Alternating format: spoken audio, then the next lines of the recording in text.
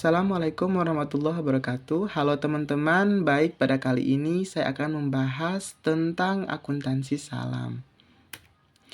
Langsung saja, akuntansi salam adalah proses pencatatan, pengakuan, pengukuran, dan pelaporan transaksi keuangan yang timbul dari akad salam, yaitu akad jual beli di mana pembayaran dilakukan di muka, sedangkan barang diserahkan di kemudian hari sesuai dengan spesifikasi yang telah disepakati.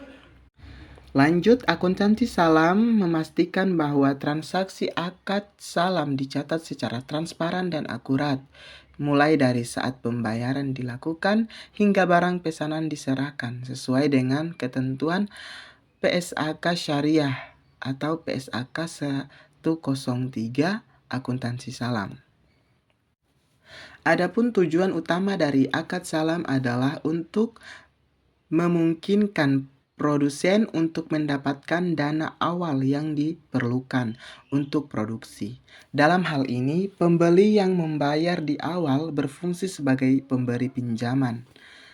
Akad salam memainkan peran penting dalam memastikan keadilan dan menghindari riba atau bunga dalam transaksi ekonomi. Lanjut pada prinsip-prinsip syariah yang mendasari akad salam.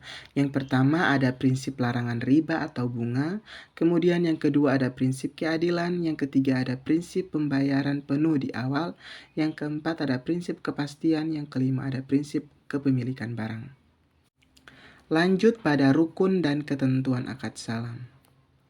Akad salam adalah salah satu instrumen keuangan dalam ekonomi syariah yang memiliki rukun dan ketentuan yang harus dipenuhi agar transaksi tersebut sesuai dengan prinsip-prinsip syariah.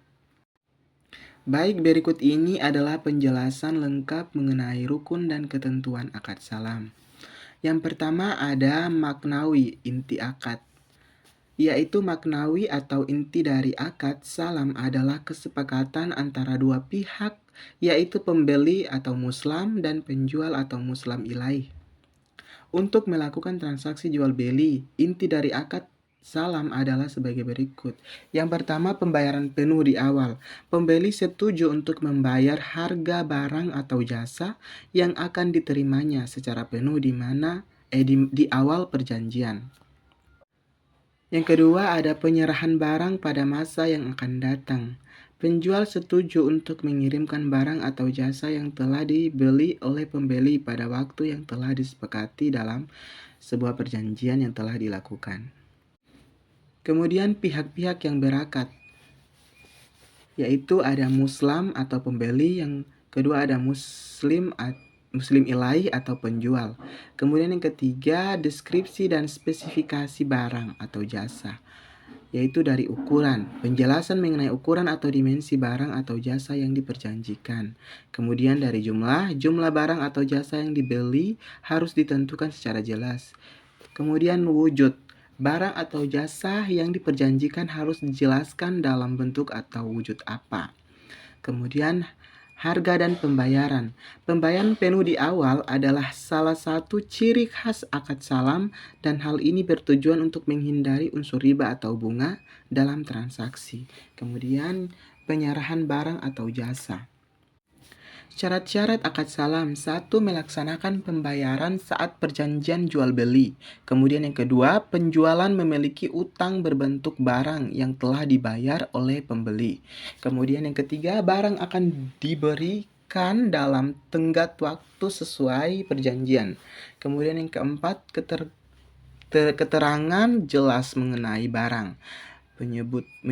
Kemudian yang kelima, menyebutkan tempat barang akan diterima. Lanjut pada perbedaan akad salam dan jual beli biasa.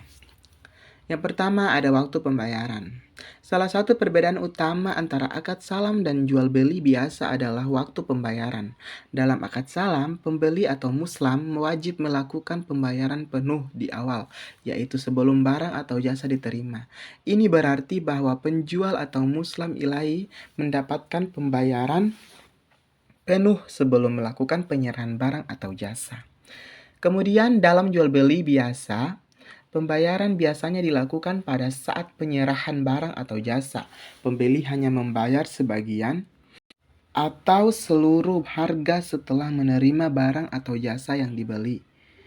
Ini adalah perbedaan kunci antara akad salam dan jual beli biasa. Masuk pada yang nomor 2, yaitu tujuan ekonomi. Yang pertama, ada akad salam digunakan terutama untuk mendukung produsen dalam mendapatkan dana awal yang diperlukan untuk produksi. Ini memungkinkan untuk terpenuhinya kebutuhan modal dan sumber daya awal sehingga dapat memulai atau melanjutkan usaha. Akad salam memiliki elemen pembiayaan di dalamnya. Lanjut ke jual beli biasa adalah transaksi yang umum terjadi dalam perdagangan sehari-hari. Tujuannya adalah untuk mendapatkan barang atau jasa yang diinginkan oleh pembeli dengan membayar harga yang telah disepakati. Dalam jual beli biasa, pembeli tidak memiliki peran sebagai pemberi dana awal kepada penjual. Yang ketiga, pengiriman barang atau jasa. Dalam akad salam, penyerahan barang atau jasa biasanya dilakukan pada masa yang akan datang. Meskipun pembayaran sudah dilakukan di awal, pengiriman barang atau jasa baru akan dilakukan pada waktu yang telah disepakati dalam perjanjian. Dalam jual beli biasa, penyerahan barang atau jasa biasanya dilakukan secara langsung setelah pembayaran.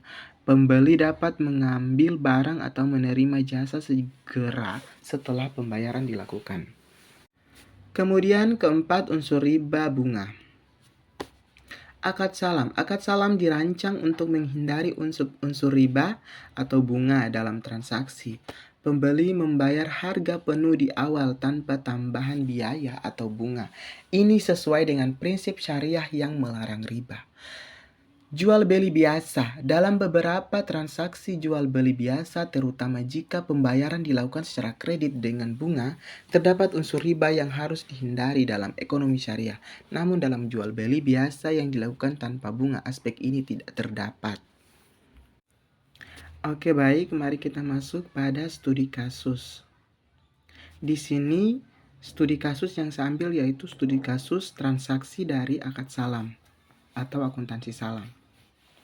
Langsung saja, KUD Al-Hikmah gagal menyerahkan produk salam kepada Bank Mulia Islam atau BMI senilai 350 juta rupiah. Pada waktu jatuh tempo, sesuai dengan kesepakatan, KUD Al-Hikmah dikenakan denda sebesar 2% dari nilai produk atau sebesar 7 juta rupiah. Pembayaran denda dilakukan pada tanggal 1 Oktober 2012. Maka jurnalnya adalah sebagai berikut. Nah, tanggal 1 Oktober 2012, kas pada dana kebajikan. Kas berada di posisi debit dengan total harga 7 juta rupiah. Dan dana kebajikan berada di posisi kredit dengan total harga 7 juta rupiah. Pada kasus tersebut, KUD Al-Hikmah memiliki akad salam dengan Bank Mulia Islam senilai 350 juta rupiah. Dalam akad salam, penjual wajib menyerahkan barang pada waktu jatuh tempo sesuai perjanjian. Namun KUD Al-Hikmah gagal menyerahkan produk tepat waktu sehingga terjadi pelanggaran akad atau wan prestasi. Berdasarkan kesepakatan dikenakan denda sebesar 2% dari nilai transaksi yaitu 7 juta rupiah. Pada tanggal 1 Oktober 2012, denda tersebut dibayarkan kepada bank. Dalam akuntansi syariah, denda keterlambatan tidak boleh diakui sebagai pendapatan keuntungan bank, melainkan harus dimasukkan ke dana kebajikan atau dana sosial. Oleh karena itu, pencatatannya adalah debit kas 7 juta rupiah karena uang diterima dan kredit dana kebajikan 7 juta rupiah sebagai penampungan dana sosial. Transaksi ini menunjukkan bahwa sanksi dalam akad syariah bersifat mendidik dan sosial, bukan untuk menambah laba lembaga keuangan. Oke, masuk pada slide yang terakhir, yaitu kesimpulan. Dalam rangka menjalani aktivitas ekonomi sesuai dengan prinsip-prinsip syariah, penting bagi masyarakat untuk memahami apa itu akad salam. Akad salam adalah instrumen keuangan yang sesuai dengan prinsip-prinsip syariah, seperti larangan riba dan prinsip keadilan. Dengan memahami rukun, ketentuan, dan syarat-syarat akad salam, masyarakat dapat menjalani transaksi keuangan yang lebih etis dan sesuai dengan ajaran Islam. Oke, baik teman-teman, itu saja yang dapat saya sampaikan pada kesempatan kali ini. Dan jika teman-teman ingin menggali lagi materi saya dengan keseluruhan materi, cukup lihat alamat web yang telah saya cantumkan pada slide terakhir, yaitu di slide kesimpulan. Di situ adalah sumber materi yang saya ambil dari internet.